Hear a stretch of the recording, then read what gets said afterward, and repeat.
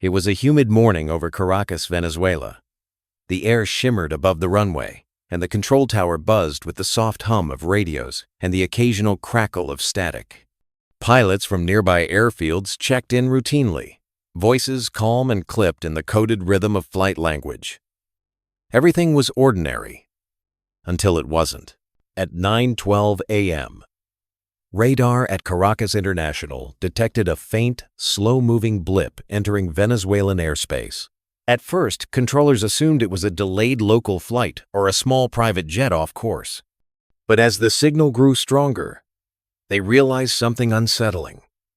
The plane's transponder code didn't match any flight scheduled that day or any registered aircraft from the past decade. The identification code that flashed on their screens was Pan AM 914, a number that hadn't been seen on any active manifest since the 2nd of July, 1955. The tower froze. Static hissed across the communication line as the operators exchanged uneasy glances. Pan Am 914, this is Caracas Control. Please confirm your location and flight plan. There was a long pause, then a man's voice crackled through, trembling slightly, his tone professional but confused. This is Pan American Flight 914. From New York to Miami. Scheduled arrival, July 2nd, 1955. The controllers looked at one another in disbelief. The flight he mentioned had vanished 37 years ago. The world knew the story. In 1955, Pan Am Flight 914, a Douglas DC-4 carrying 57 passengers and 4 crew, had departed New York bound for Miami. It was a clear day, smooth weather, and routine flight conditions. But somewhere over the Atlantic, the aircraft disappeared without a trace. No distress call, no debris field, no oil slick. It was as if the sky had swallowed it whole. Families waited in agony, their loved ones' names printed in newspapers across America. Eventually, the flight was declared lost at sea. Case closed until that morning in Caracas. When the mysterious plane broke through the Venezuelan clouds, ground personnel rushed to the windows. The aircraft circling the runway looked like a ghost of another era.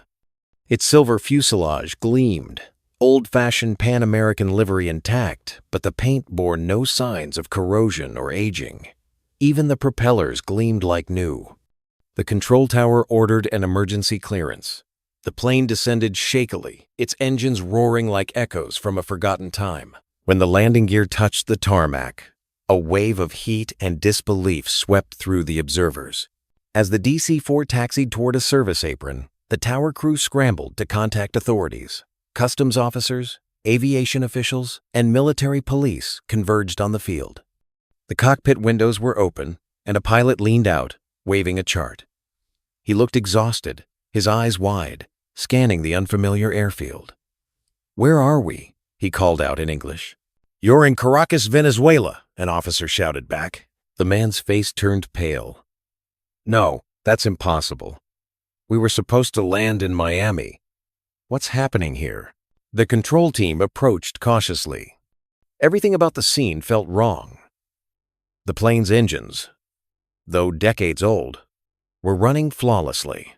The cabin interior, visible through the small windows, appeared lit, with passengers moving inside. When customs officers requested permission to board, the captain reportedly refused, shouting that his passengers were already late and that they had to return to schedule. Moments later, the engines roared again. The plane lurched forward and sped down the runway before anyone could stop it. In an instant, Pan Am 914 lifted into the clouds and vanished from radar just as suddenly as it had appeared. The event would go on to spark one of aviation's most haunting legends. To understand how a story like this could even exist, we must go back to the height of mid-20th century aviation, the golden age of flight. In the 1,950 seconds, Pan American World Airways was the pride of the skies. With elegant stewardesses, polished silver planes, and international glamour, Pan Am symbolized modernity itself.